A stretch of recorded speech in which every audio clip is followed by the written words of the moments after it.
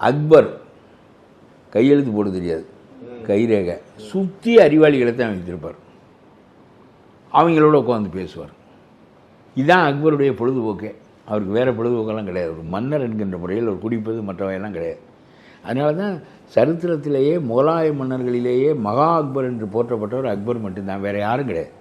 அதே மாதிரி காமராஜர் கையெழுத்து போட தெரிந்தவர் எதோ பெரிய அளவுக்கு படித்தவர் இல்லை. சாயங்காலம் இந்த தாமோதரன், டிடி கிருஷ்ணமாச்சாரி, இந்த மாதிரி ஒரு 4-5 பேர் சாயங்காலம் அவர்கள் வீட்டுக்கு காமராஜர் போவார். முதல் மந்திரியாக இருக்கிற போது இல்லாத போது அவர்களோடு உட்கார்ந்து கொண்டு நாட்டினுடைய எல்லா நிலைப்பாடுகளையும் பிற கட்சிகளின் நிலைகளையும் பேசுவார். அப்புறம் தெளிவோடு வருவார். இவருடைய கருத்துக்களை நான் சொல்வதை கேள் என்பது அல்ல, எல்லாரிடமும் அறிவாளிகளை வைத்து கொண்டு அரசியல் நடத்தியவர் காமராஜர்.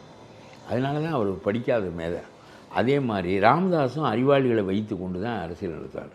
தியாகு, கல்யாணி, இவங்கெல்லாம் அந்த காலத்தில் எனக்கு தெரிஞ்சவங்க, இன்னும் பல பேர் இருந்தாங்க. அவர்களெல்லாம் வைத்து கொண்டு அரசியல் விவாதிப்பார், பிறகு முடிவுகளை எடுப்பார். அப்படியெல்லாம் ஒரு நிலைப்பாடு.